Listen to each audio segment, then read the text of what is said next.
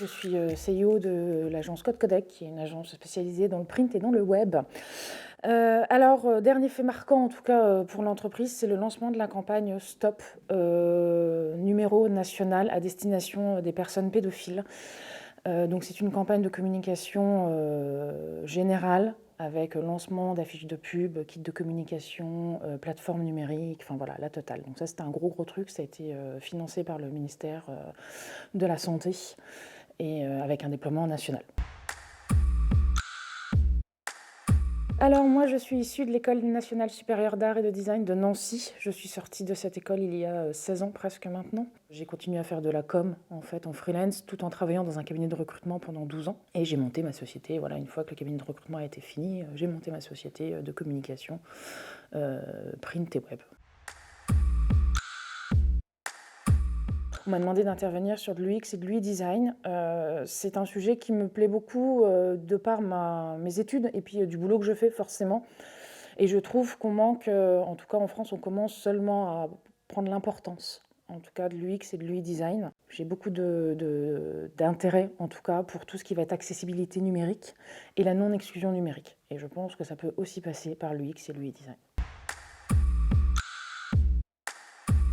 Alors, je suis peut-être un peu différente des autres entreprises, je ne sais pas, mais c'est vrai que moi, je ne vais pas forcément avoir besoin de compétences purement techniques. Je pars du principe que la technique, elle peut s'acquérir, en fait, à partir du moment où on est motivé.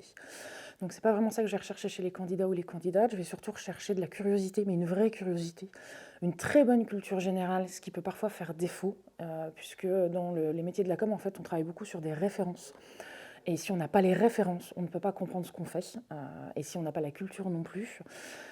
Et j'aime beaucoup aussi chez mes candidats qu'ils soient débrouillards.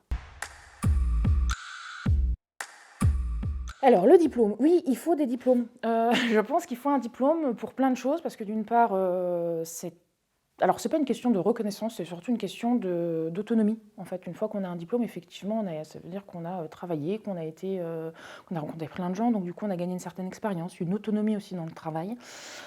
Donc, je pense que c'est important.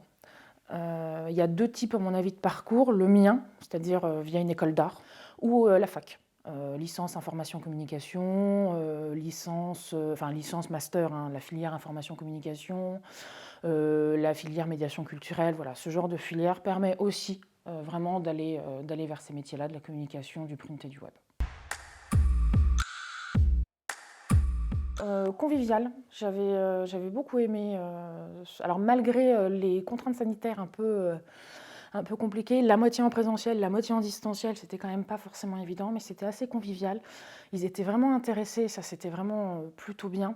Et ce que j'avais beaucoup aimé, c'était l'échange. C'est-à-dire que, je leur avais montré des choses bien évidemment, mais ils m'avaient aussi montré des choses. C'est-à-dire qu'on n'était pas dans un truc très statique et donc ça c'était bien. N'hésitez vraiment pas si vous voulez vous reconvertir. Il y a de plus en plus de façons de faire, en tout cas en France, donc je pense que c'est vraiment nécessaire. Et deuxièmement, prenez bien le temps de faire une bonne reconversion.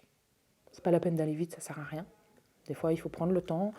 Il y a certains profils, il y a certains métiers qui sont longs à acquérir, et c'est normal, mais prenez le temps.